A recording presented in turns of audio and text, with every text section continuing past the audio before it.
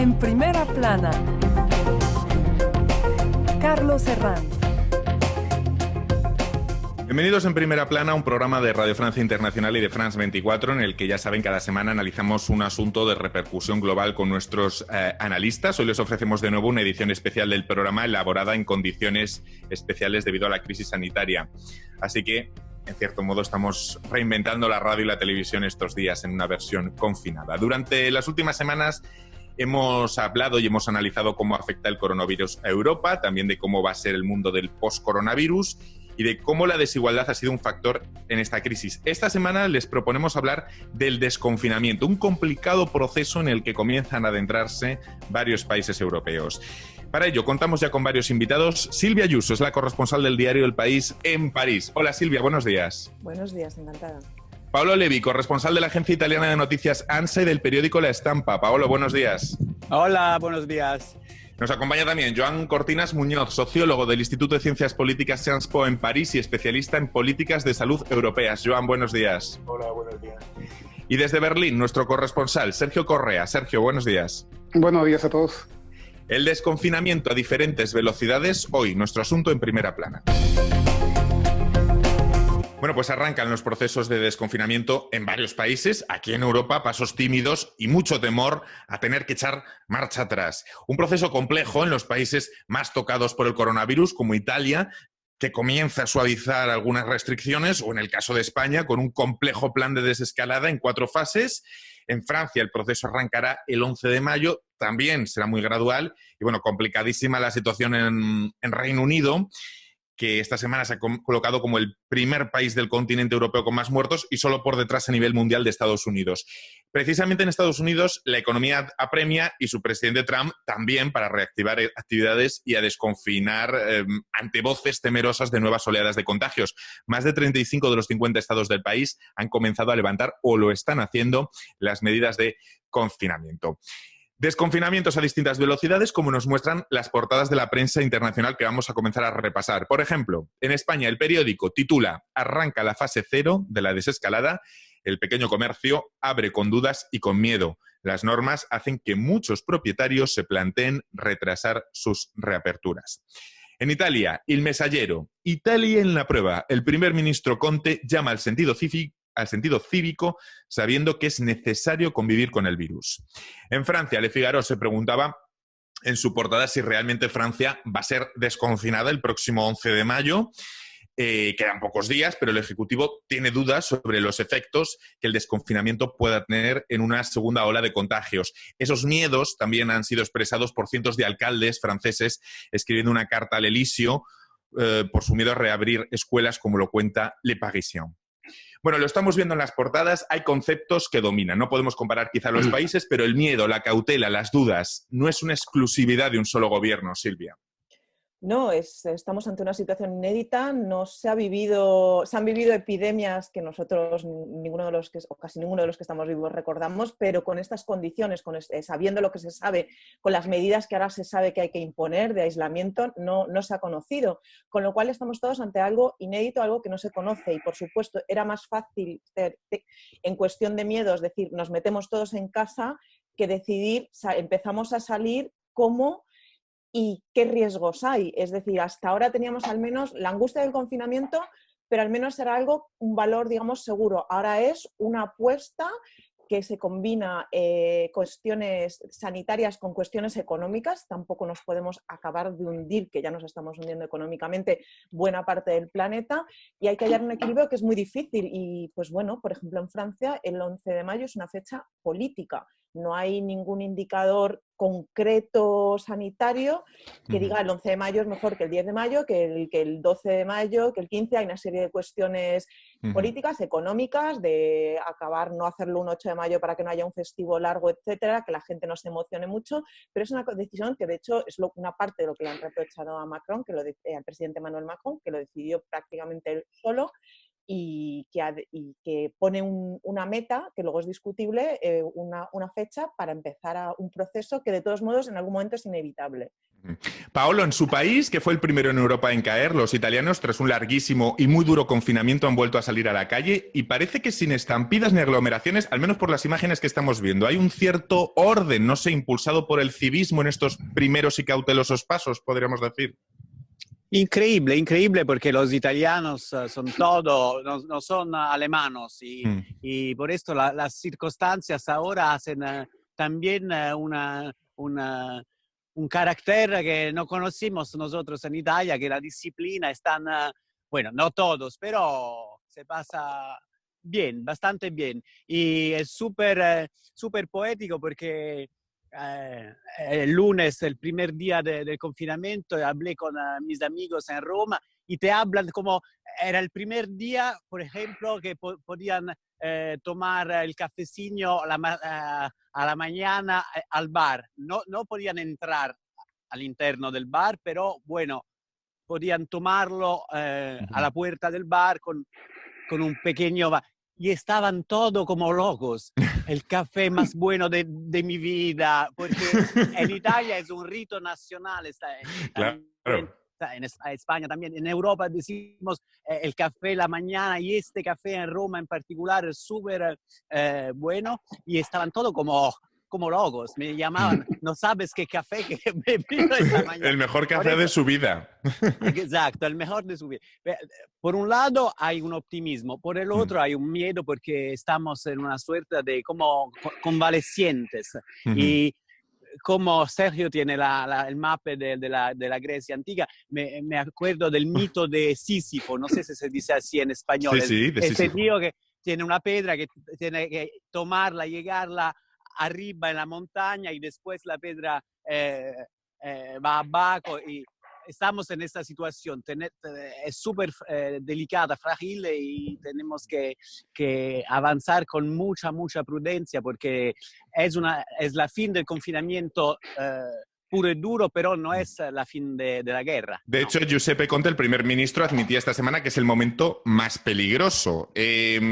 Claro, Joan, ¿se quiere trasladar esa idea fundamental de que esto no es un rompanfilas, que el comportamiento ciudadano depende de todo este proceso y no tener que echar marcha atrás? Es decir, ese quizás sea el punto en común en todos los desconfinamientos que estamos viendo. Sí, bueno, sí, este es el punto en común entre todos los países. Pero yo quiero destacar de todas maneras lo que decía Paolo, ¿no? Es decir, este virus ha roto muchos tópicos, por ejemplo, que los españoles y los italianos son indisciplinados, etcétera, ¿no? Claro. Que se utilizan de manera demasiado rápida a menudo, ¿no? Para interpretar ciertas cosas. La gente ha sido muy responsable. A mí lo que me preocupa ahora en estos días es que todos los pueblos han demostrado una responsabilidad, digamos, casi muy sorprendente en muchos sitios. Ahora, para mí, el problema es el desafío para los gobiernos, es decir, el pueblo ha sido muy responsable. El problema no es tanto el miedo como tú apuntabas para mí a principio, sino para mí el desafío es la confianza. Es decir, ahora sabemos que podemos confiar en los ciudadanos. En todos los países se ha respetado.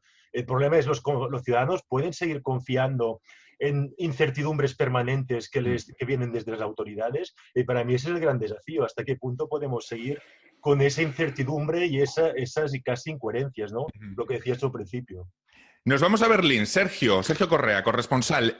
Comparativamente a Alemania, al resto de los grandes países europeos, ha contenido relativamente bien la pandemia. De repente empieza el desconfinamiento y suenan las alertas. ¿Es cierto que el desconfinamiento ha empeorado los contagios en Alemania? ¿Qué hay detrás de esos datos? Cuéntanos, porque el resto de países lo están mirando con lupa. Bueno, ciertamente ha cambiado un poco, ha aumentado en los últimos días un poco la tendencia, pero si lo tomamos de una perspectiva más a largo plazo, vemos que desde el 4 de mayo han comenzado a caer, del 4 de abril han comenzado a caer muy fuertemente las tasas de contagio. Por ejemplo, comenzamos en marzo con 3 contagios por cada persona contagiaba a 3 no enfermos cada vez, ahora estamos en 0,71, una tasa muy pequeña. En ese caso se justifica esta estrategia de liberalizar un poco el comercio, de abrir de los locales. Ahora comenzó una estrategia de tratar de hacer que todos los locales, hasta hace poco podrían abrir solo los pequeños, ahora cualquier tienda puede abrir desde hoy. Entonces, eso ha sido un movimiento muy grande. Hay una esperanza de que los bares abran probablemente a fines de mayo, a principios de junio, con algunas medidas extra. Gente de las escuelas están empezando a ir. Ahora se espera que antes de julio todos los escolares y todos los universitarios estén tomando clases, y se espera hasta finalmente que los deportes o los acontecimientos grandes con mucha gente quizás en septiembre puedan tener lugar. Aquí en Francia, lo veíamos antes en las portadas, según se acerca esa fecha del 11 de mayo, crecen las dudas. Cartas de alcaldes al Elíseo, dudas en los transportes, en las escuelas, críticas al gobierno. Como decía antes Joan, claro, se pide sentido cívico al ciudadano, pero se traslada también al mismo tiempo una sensación de demasiada incertidumbre en demasiados frentes aquí en Francia. No sé, Silvia, demasiada incertidumbre en muchos frentes, según se aproxima la fecha. Aquí yo creo que lo que más se le va a reprochar al gobierno francés será el tema de las mascarillas, este discurso que ha tenido continuado de no es necesario, no es el principal gesto barrera, como le dicen aquí, de protección. Francia no tenía suficientes mascarillas, no ha tenido suficientes mascarillas durante mucho tiempo. La gran duda es si de verdad va a haber suficientes mascarillas para cuando salgan a partir del 11 de mayo, básicamente puedan salir sin justificante de los franceses. Y ha sido más que la cuestión de mascarillas o no, el discurso político, el discurso de no hace falta, y los científicos dicen que no hace falta cuando todo o muchísimos, Joan, corrígeme si me equivoco, pero cada vez más decían, vamos a ver, la mascarilla es importantísima, y este discurso no hace falta, que ahora está cambiando como puede, girando a marchas forzadas, buscando que al final lo sabíamos todos, y que yo creo que si hubieran sido más sinceros quizá no habría ido tan mal. Joan.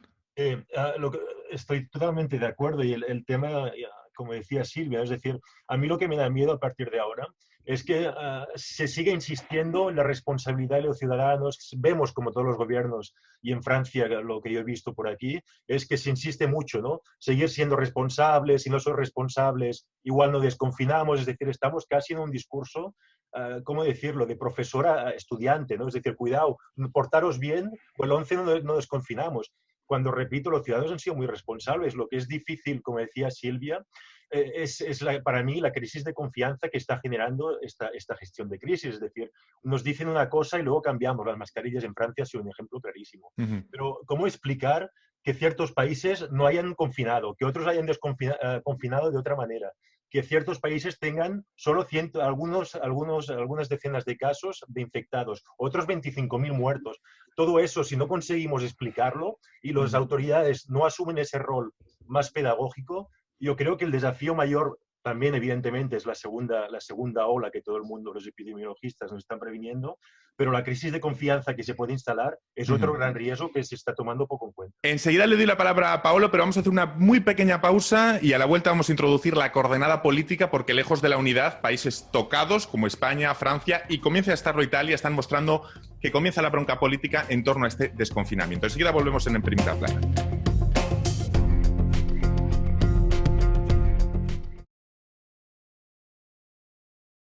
Continuamos en Primera Plana, hablando hoy de la desigualdad como elemento en esta crisis del coronavirus. Lo hacemos con el sociólogo Michel Viviorca, con el periodista de la agencia France Press, Philippe Siegel, y con Marta Durán de Huerta, corresponsal en México. A ellos se nos une en este momento nuestra compañera Florencia Valdés. Florencia, buenos días. Buenos días a todos.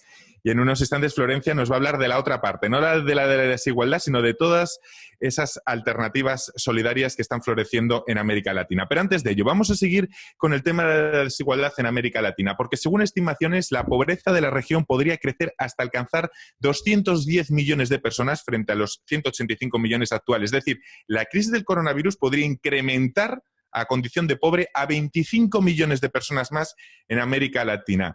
Claro, Philippe, una región con tantos índices de desigualdad con América Latina, que usted conoce también, y donde cuesta tanto equilibrar, a veces cuesta décadas, una crisis de esta envergadura puede producir consecuencias que se dilaten muchísimo en el tiempo, que a diferencia de Europa, que cuenta con una base de seguridad social, ¿no? Sí, obviamente hay un riesgo tremendo. Pero yo diría que hay que ver primero a corto plazo los riesgos que ya existen, que ya son presentes antes de proyectarse en el futuro.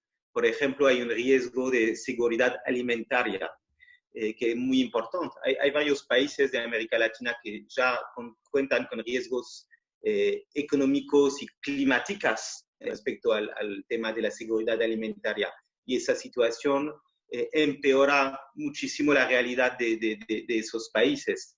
Entonces, hay un riesgo mayor de no poder garantizar a los que cumplen con las medidas de seguridad, las medidas de lockdown, de confinamiento.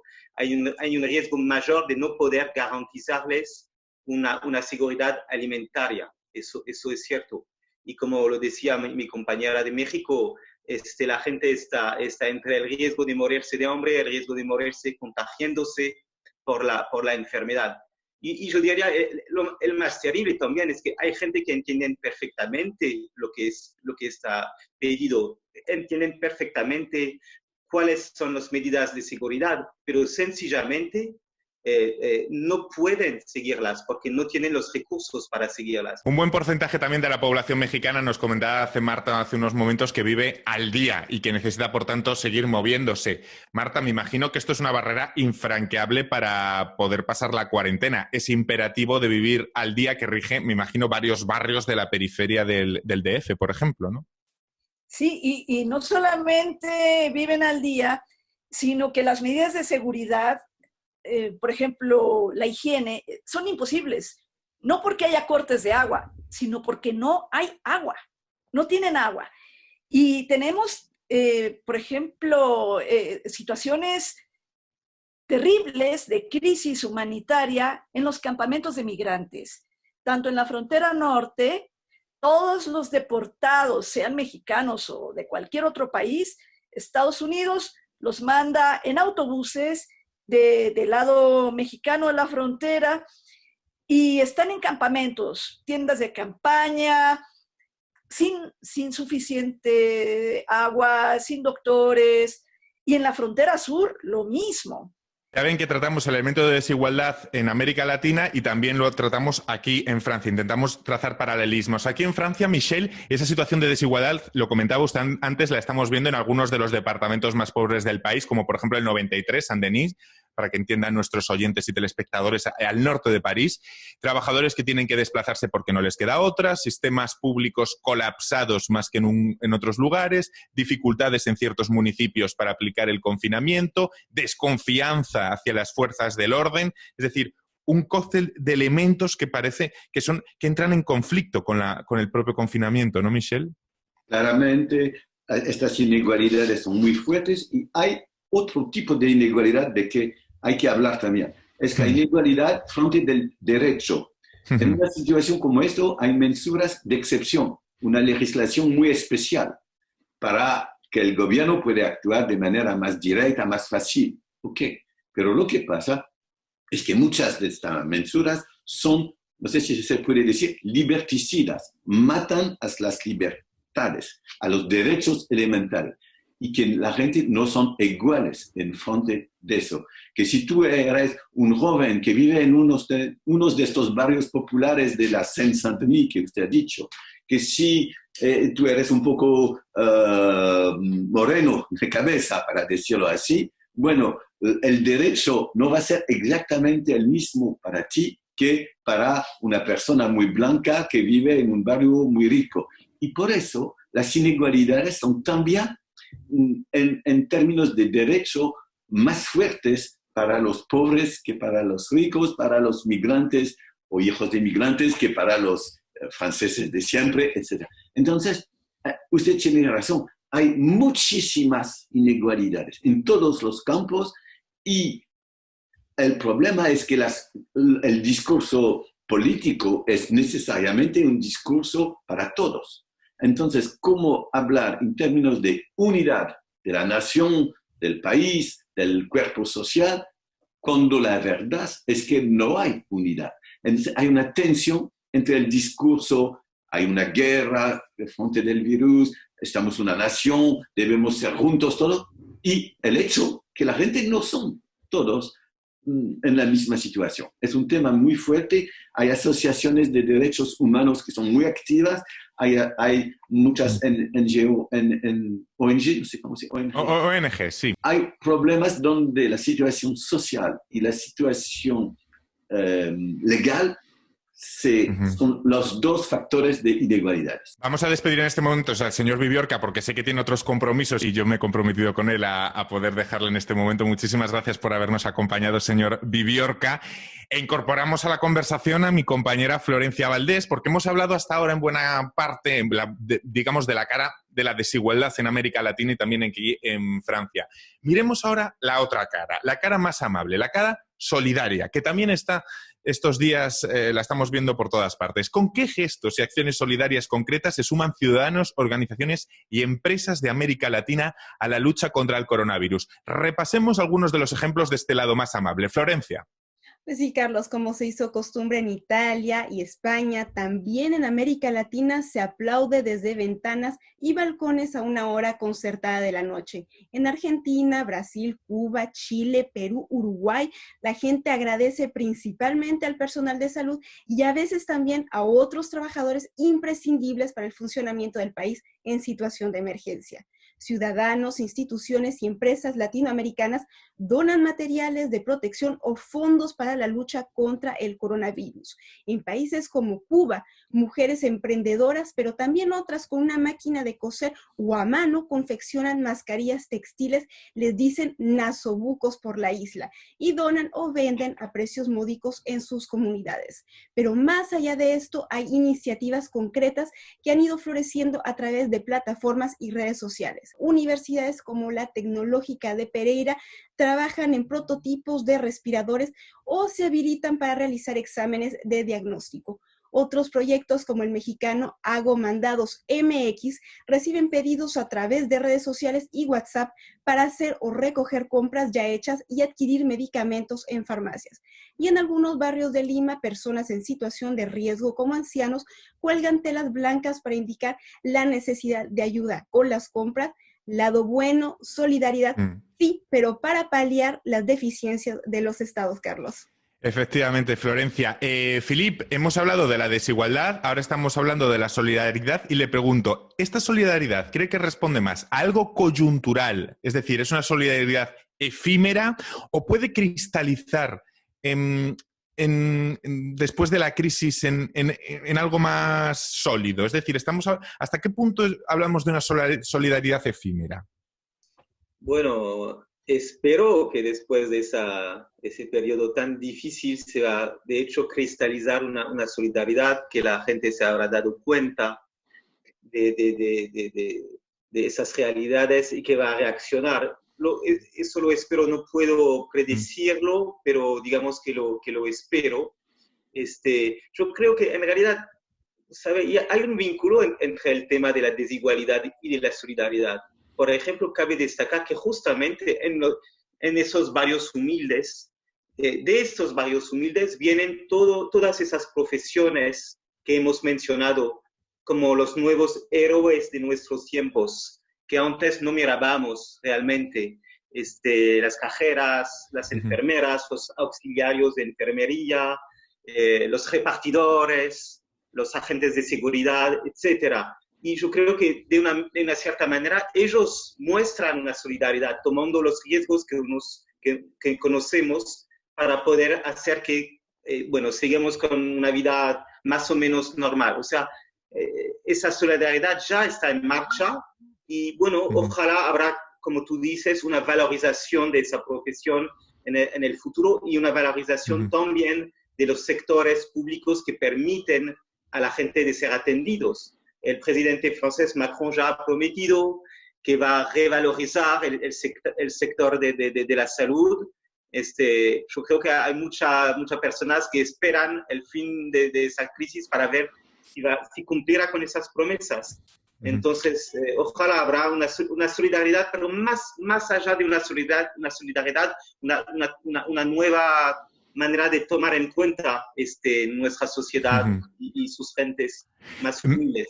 No sé si este mismo debate se tiene allí en México también, Marta, de la solidaridad, también respecto a qué mundo, qué sociedad mexicana va a salir después de esta crisis. Sí, hay una solidaridad muy concreta. Por ejemplo, algunos hoteleros dejaron hoteles enteros para que los médicos del hospital vayan al hotel, duerman, se bañen y no contagien a sus familias. Entonces, muchos médicos se van al hotel en lugar de ir a su casa por cuestiones de seguridad.